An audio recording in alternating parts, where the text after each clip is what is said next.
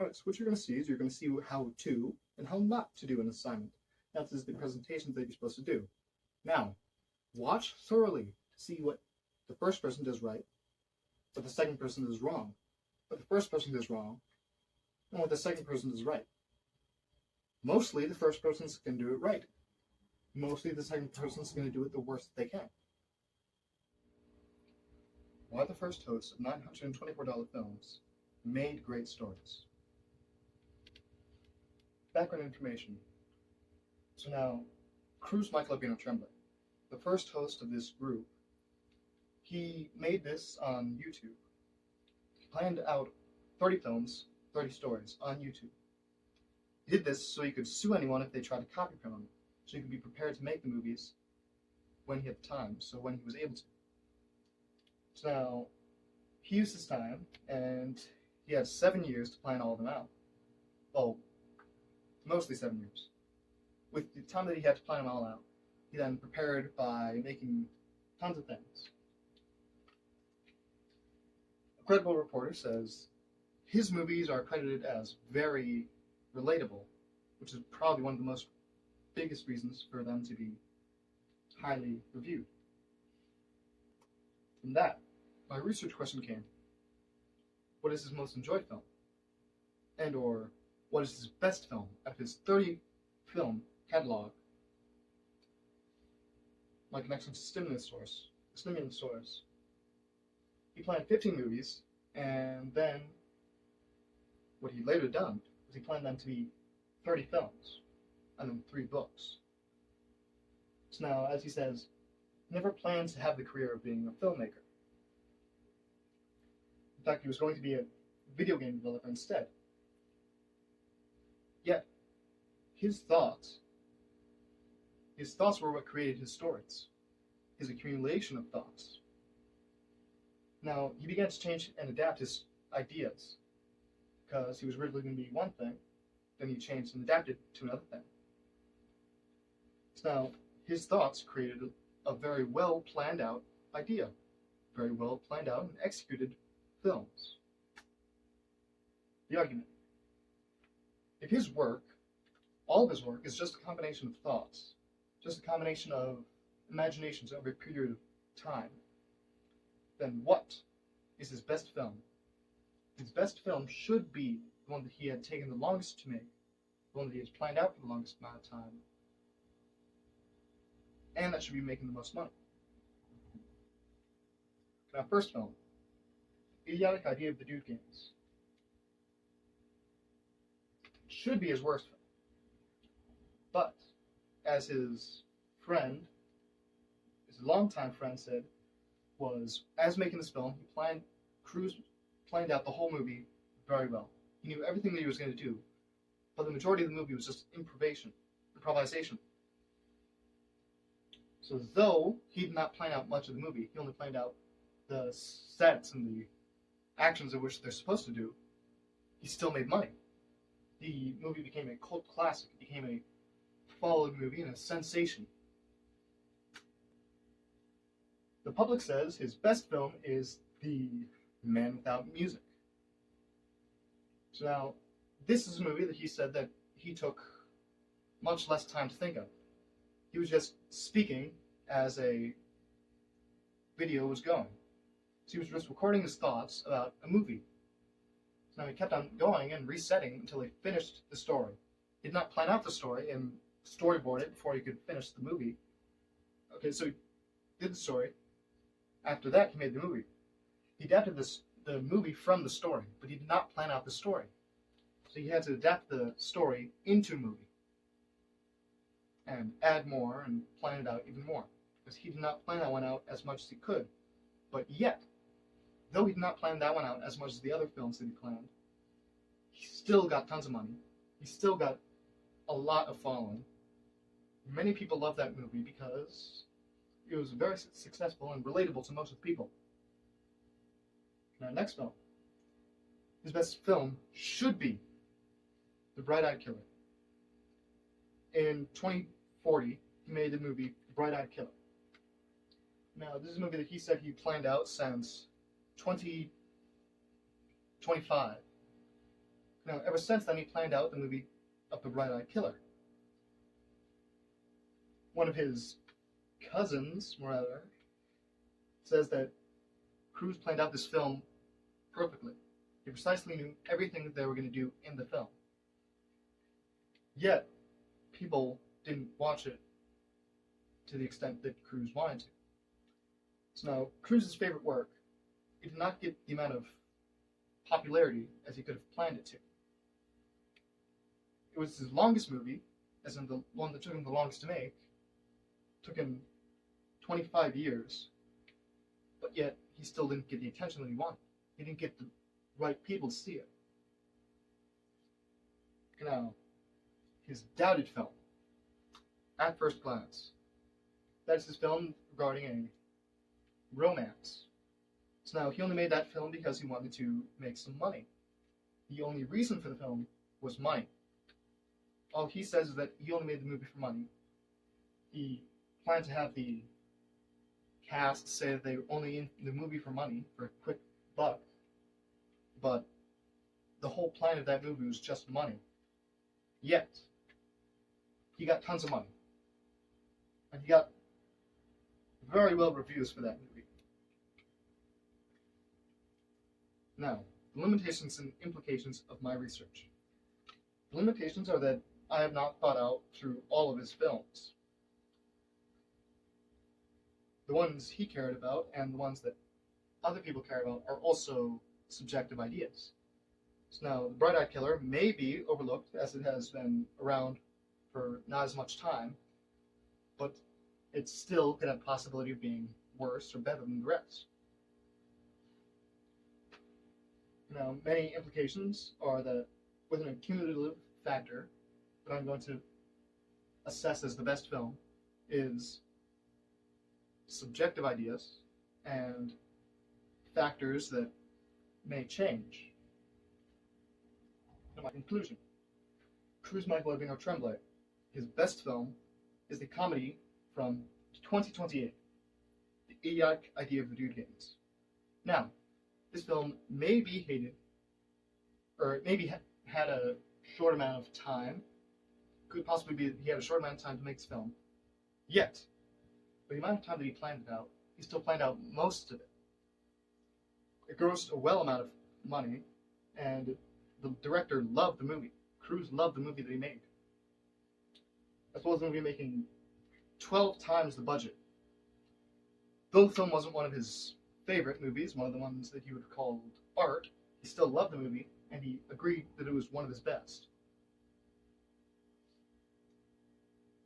Those are my sources. Sorry. I'll just put that down. Why NS Films makes good stories. That's it. Some background information and research is that this guy made movies in like the 2020s, or he planned them in like the 2020s and later made them on like movies and stories and books. Like he made props for movies. He made costumes for movies. He made like the stories for movies. You know, he also chose many different independent artists for the music in most of his movies. And one of them was his brother, so that's something. He also made like horror, drama, action, comedy, science fiction, thriller, documentary, and romance. Like, that's a large amount, man. So his career is a vast and wide expanding set of skills and world building, genre switching. So that's a lot of stuff. You know, my research question from all this is that what is his best movie out of all of his movies? Like, what's the best? My connection to Stimulus. So he planned to make like 15 films. He made 30 and 3 books. Now, he never developed his career, or he never planned to develop his career like that. But speaking of thoughts and imaginations, he films a series of thoughts. So his movies are made up of imaginations of combined movies, like for movies. Like he made all those thoughts so he can make a better movie. So my argument is that his best story is his most developed, like most costumes, most sets, most weapons, most props, most everything, you know, or like the one that he planned like the most, you know. Now his best movie is the Untitled Zora movie. I mean, some people might say that. I don't say so, but on Reddit, the guy says the Zora movie he had to plan out like 4 different guys to play Zoro. He made each of the costumes for those people. He also like, do like a lot of research for the movie, and I don't remember. I don't. Yes, he invented costumes. And he also brought the character back to life because like the character Zoro was dead for a while, kind of like Steamboat Willie kind of was, you know. Except for he did it differently. I don't know.